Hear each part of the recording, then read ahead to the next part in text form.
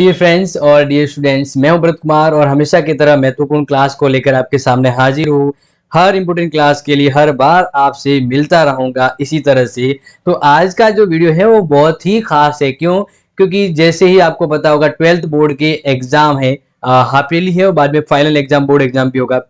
तो इसके लिए मैंने बहुत ही इंपॉर्टेंट यहाँ पे टॉप 50 वेरी इंपॉर्टेंट अबसद एमसीक्यू ऑब्जेक्टिव प्रश्न आपके लिए बनाए हैं और जिसमें से आप डेफिनेटली श्योर होके इसको लर्न कर दीजिएगा, क्योंकि इसमें से आपके एग्जाम में प्रश्न मिलेंगे। इसलिए ये जो पीडीएफ में आपको सॉल्यूशन करवा रहा हूँ लाइव, इसके क्वेश्चंस मैं इसी में बता रहा हूँ और आप इसी क्वेश्चंस की पीडीएफ मैं आपको बाद में दूंगा, वहां से ले लीजिएगा। अगर बाद में नहीं मिले तो अभी इसको आंसर तो यहाँ से आप पिक कर लीजिए। इस क्लास को अच्छे से लर्न कर लीजिए क्योंकि इसमें से आपके एग्जाम में मिलेंगे क्वेश्चंस। ठीक है, तो पहला क्वेश्चन आपके सामने, जैसा कि मैंने कहा कि इसी तरह से आंसर टिक करता जाऊंगा, जैसे रेड कलर यहाँ पे मार्क्स किया है मार्क वैसे ही। तो 1992 में पृथ्वी सम्मेलन किस देश में आयोजित हुआ था? ब्राजील में हुआ था। रियो दी जेनेरियो ब्राजील में हुआ था, ब्राजील देश है। ठीक है, फिर दूसरा क्वेश्चन आपके सामने है, वो है ये, संयुक्त राष्ट्र संघ की स्थापना कब हुई थी? क्वेश्चन नंबर 3 आपके क्वेश्चन नंबर 2 का आंसर है 3। क्या लिखा हुआ है? 24 अक्टूबर 1945। तो संयुक्त राष्ट्र संघ की स्थापना 24 अक्टूबर 1945 को हुई थी। फिर बात नेक्स्ट कि 7 दलों का गठबंधन यानी 7 पार्टी अलायंस किस देश से संबंधित है? ध्यान रखिएगा, इसका करेक्ट आंसर है नेपाल। क्या आंसर है? नेपाल। फिर बात करें नेक्स्ट, तो ध्यान रखिएगा 4 नंबर, निम्न में से सोवियत संघ का जब विघटन हुआ तो सोवियत संघ का उत्तराधिकारी है वो कौन सा देश बना? तो इसका आंसर आप याद रखिएगा, इसका करेक्ट आंसर है रूस। कौन सा है? रूस। फिर ये भारत में राज्य पुनर्गठन आयोग की स्थापना कब की थी?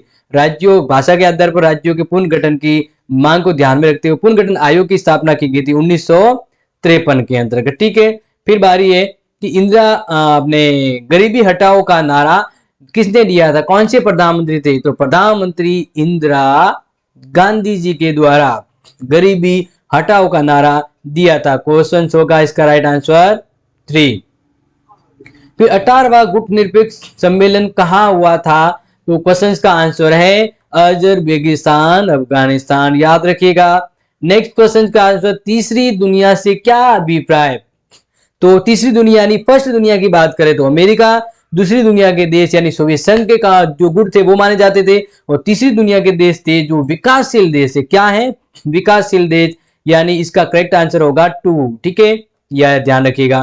फिर एक, निम्न में से बोल्शेविक कम्युनिस्ट पार्टी के संस्थापक कौन थे? तो इसका करेक्ट आंसर है, ध्यान रखिएगा, जो राइट आंसर है वो यहाँ पे आपको मैं बता रहा हूं, व्लादिमीर लेनिन। कौन थे? व्लादिमीर लेनिन करेक्ट इसका आंसर है, वो आप ध्यान रखिएगा। ये वेरी इंपॉर्टेंट क्वेश्चंस का ही सॉल्यूशन मैं आपको बता रहा हूं। ठीक है, ओके, आगे बढ़ते हैं। शॉक थेरेपी किस वर्ष अपनाई गई थी? शॉक थेरेपी यानी एक शॉक लगा कर उसका इलाज करना, ये आपने पॉलिटिकल में पढ़ा होगा। नहीं पढ़ा है तो 12 अपनी क्लास है वो ऑनलाइन इस चैनल पे भी देख सकते हैं, तो 1990 को। फिर प्रथम खाड़ी युद्ध को किस सैन्य अभियान के नाम से जाना जाता? अमेरिका के संगठन के अमेरिका के प्रभाव से ये अभियान चलाया गया था। इस अभियान का क्या नाम था? तो इस अभियान का आप नाम याद रखेंगे, प्रथम खाड़ी युद्ध में जो अभियान चला सैन्य अभियान, उसका नाम है ऑपरेशन डेजर्ट स्टॉर्म। ठीक है, फिर न्यूयॉर्क स्थित अमेरिका में वर्ल्ड ट्रेड सेंटर पर आतंकी हमला किया गया था। कब किया गया? 9/11 की घटना यानी 11 सितंबर 2001 को किया गया था। फिर इनमें से किसने खुले द्वार की नीति अपनाई थी? तो इसका आंसर है चाइना, चीन। ठीक है, याद रखिएगा। फिर यूरोपीय संघ यानी यूरोपीय यूनियन की मुद्रा, साझी मुद्रा का क्या नाम है? यूरो। क्या नाम है? यूरो मुद्रा। फिर है नेक्स्ट, आसियान की स्थापना किस वर्ष की गई? आसियान की स्थापना किस वर्ष की गई? देखो, ये बहुत ही इंपॉर्टेंट प्रश्न है और इसको लेकर आपको ध्यान रखिएगा, जब भी इस तरह का प्रश्न आए तो आपके एग्जाम के हिसाब से आप तैयारी कर लीजिएगा, ताकि हर बार आपको इनमें से गलत ऑप्शन न चूज करना पड़े। इसीलिए मैं आपको ये बता रहा हूं। ठीक है, तो इसका आप करेक्ट आंसर लिखेंगे 1967, यानी इसका करेक्ट आंसर आप लिखेंगे 1। क्या लिखेंगे? 1। फिर है भारत का पहला भाग जहां सार्वभौमिक, इंपोर्टेंट है, सार्वभौमिक वयस्क मताधिकार के आधार पर चुनाव करवाए गए, तो वो कौन सा देश, अपने राज्य था? मणिपुर था। कौन सा था? मणिपुर। भारत पाक विभाजन के समय भारत में कुल कितनी रियासतें थी? तो ध्यान रखिएगा, कहीं पे 65, 64, 62 ये लिखा रहा है, लेकिन सही आंसर है 562। ओके, याद रखिएगा। फिर 1956 के राज्य पुनर्गठन अधिनियम के अनुसार भारत में कितने राज्य और कितने केंद्र शासित प्रदेश बनाए गए थे? 1956 में जब राज्य पुनर्गठन आयोग की रिपोर्ट दी गई थी, तो उस समय 14 राज्य और 6 केंद्र शासित प्रदेश हैं वो बने थे। 1952 के चुनाव में कुल कितने मतदाताओं ने केवल साक्षरता मतदाताओं का प्रतिशत था? तो कितने मतदाता प्रतिशत साक्षर थे? 15%। भारत के संविधान में अंतिम रूप से कितने सदस्यों के द्वारा हस्ताक्षर किया गया था? 24 जनवरी 1950 को फिर इसको लागू किया गया था। तो अंतिम रूप में साइन करने वाले कितने मेंबर थे भारतीय संविधान में?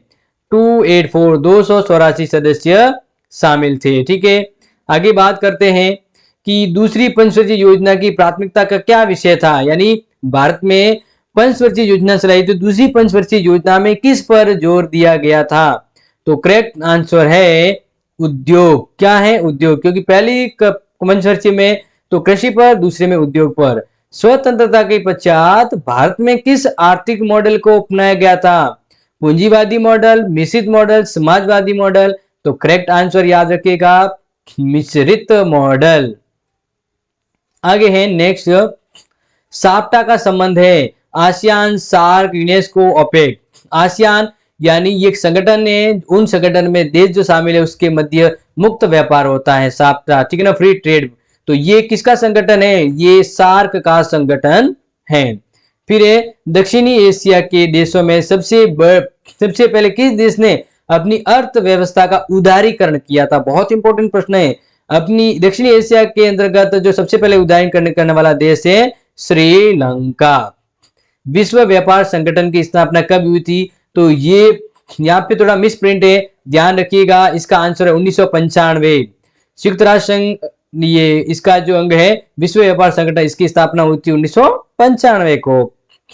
क्वेश्चन नंबर है 26, सुरक्षा परिषद के जो अस्थायी सदस्य होते 10, वो कितने कार्यकाल के लिए चुने जाते हैं? तो कार्यकाल होते हैं 2 वर्ष। कितने वर्ष के लिए? 2 वर्ष के लिए। जय जवान जय किसान नारा किसने दिया था? तो जय जवान जय किसान का नारा लाल बहादुर शास्त्री के द्वारा दिया गया था। प्रिवी पर्स, राजाओं के जो पेंशन आती थी उसको बंद करवाने के लिए किस प्रधानमंत्री ने किस प्रधानमंत्री कार्यकाल में प्रिवी पर्स योजना को समाप्त कर दिया गया था? तो याद रखना, इंदिरा गांधी। किसके समय में? इंदिरा गांधी के समय। ठीक है, फिर संविधान के किस अनुच्छेद के तहत भारत के राष्ट्रपति द्वारा राष्ट्रीय आपातकाल लगाया जाता है? राष्ट्रीय आपातकाल, तो करेक्ट आंसर है अनुच्छेद 352, राष्ट्रीय आपातकाल। लेकिन ध्यान रखना ये ऑप्शन आपके यहाँ पर भी है, तो कोई बात नहीं, आपका करेक्ट आंसर 1 और 4 दोनों हो सकता है। फिर 1977 में केंद्र में प्रथम बार गैर कांग्रेसी सरकार, यानी कांग्रेस के अलावा केंद्र सरकार बनी थी, वो किसके नेतृत्व में बनी थी? वो बनी थी मोरारजी देसाई के नेतृत्व में। ठीक है, फिर विश्वव्यापी खतरे के अंतर्गत वर्तमान में कौन सी समस्या ज्यादा है विश्वव्यापी खतरे में? तो वैश्विक तापवृद्धि, महामारियां, अंतरराष्ट्रीय आतंकवाद, यानी उपयुक्त सभी। तो आंसर क्या करेंगे आप? उपयुक्त सभी कर लीजिएगा, यहाँ पे टिक नहीं हो पा रहा है इसलिए। फिर परमाणु अप्रसार संधि जिस सन में हुई थी वह था, परमाणु अप्रसार संधि ये हुई थी 1968 के अंतर्गत, जिस पर भारत ने भेदभाव वाली नीति के तहत हस्ताक्षर नहीं किए थे। भारत ने क्योटो प्रोटोकॉल 1977 पर हस्ताक्षर किए और इसका अनुमोदन किया। कब किया था? 2002 को। कब किया था? 2002 को।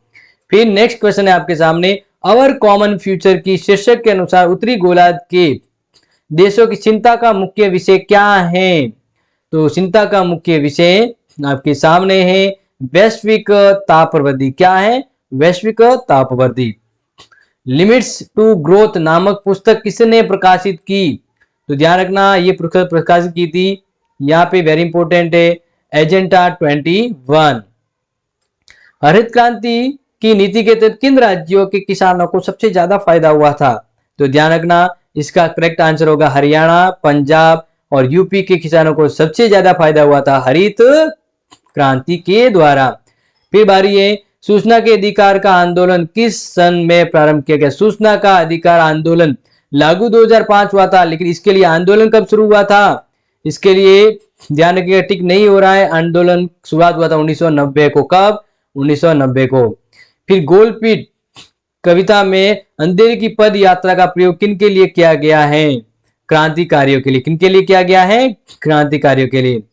फिर दलित पैंथर नामक संगठन किस राज्य के दलितों के अंतर्गत बना? दलित पैंथर संगठन, ये जन आंदोलन कहां था? महाराष्ट्र के अंतर्गत। नेक्स्ट है, ऑपरेशन ब्लू स्टार का संबंध किस राज्य से? भारत के अंतर्गत। ऑपरेशन ब्लू स्टार पंजाब में आतंकवादियों को खदेड़ने के लिए। फिर जम्मू एंड कश्मीर राज्य को पुनर्गठित करके किन 2 केंद्र शासित प्रदेशों का गठन किया गया है? करेक्ट आंसर है 3, जम्मू कश्मीर और लद्दाख। ठीक है। भारत में नई आर्थिक नीति की शुरुआत उदारीकरण पैसों की अवमूल्यन किया गया था 1991 के अंतर्गत। वैश्वीकरण का राजनीतिक प्रभाव क्या है? तो वैश्वीकरण का राजनीतिक प्रभाव है राज्यों के कार्यों में कमी। ठीक है ना, और राज्यों के कार्यों में वृद्धि। तो राज्यों के कार्यों में क्या हो गई है? कमी हो गई है। ठीक है। फिर वैश्वीकरण का विरोध नहीं करता है। कौन वैश्वीकरण का विरोध नहीं करता है कि नहीं वैश्वीकरण तो होना चाहिए? तो वर्ल्ड सोशल फॉर्म। ठीक है, नहीं करता है। अब इसके 2 ऑप्शन है, तो इसलिए आपके सामने ये भी रख रहा हूं कि आप भी बता सकते हैं कि और कौन सा, इंडियन नेशनल फोरम, बहुराष्ट्रीय निगम, वामपंथी। तो ये आपके सामने। फिर मारिस्टर संधि किस संगठन का आधार है? मारिस्टर संधि, इस संधि के तहत यूरोपीय संघ की स्थापना हुई थी। फिर सोवियत संघ का जब विभाजन हुआ 1991 में, तो कितने नए देश बने उस सोवियत संघ के टूटने से? तो नए देश कितने बने थे? 15 देश बने। कितने बने? 15 देश बने थे। फिर उत्तर अटलांटिक संधि संगठन यानी नाटो की स्थापना कब हुई? 1949 को हुई थी। क्यूबा मिसाइल संकट कब हुआ था? 1961 और 62 आंसर आता है। अगर ऑप्शन में 62 है तो 62 लिखिएगा, अदरवाइज 1961 सही है। नाटो अमेरिका द्वारा प्रायोजित ये सैनिक गुट है। कौन सा गुट है? ये सैन्य गुट है, यानी ये सैनिकी गुट बना हुआ है जिसमें एक देश का दूसरे देश के साथ संरक्षण या लड़ाई के लेकर या सैनिकी संगठन के मकसद से ये गुट बना था गुट। ठीक है ना। तो ये थे टॉप 50 क्वेश्चंस के आंसर आपके लिए। अब इससे संबंधित अगर आपको कुछ भी हेल्प चाहिए या समझ में नहीं आया है तो मुझे कमेंट कीजिएगा, और ऐसे ही और वीडियो के लिए अगर आपको जरूरत है तो आप कमेंट में लिखिए कि सर वंस मोर, तो आपके लिए और वीडियो आ जाएगा इतना ही महत्वपूर्ण क्लास और वीडियो के लिए। बाकी आप इस वीडियो को लाइक, शेयर और सब्सक्राइब जरूर कर दीजिएगा ताकि मेरा मोटिव बने आपके लिए और जबरदस्त वीडियो लेके आऊं। तो जैसा था आज का क्लास वो मुझे जरूर बताइएगा, और मिलेंगे दोबारा आपसे रूबरू। तब तक के लिए take care and share this video.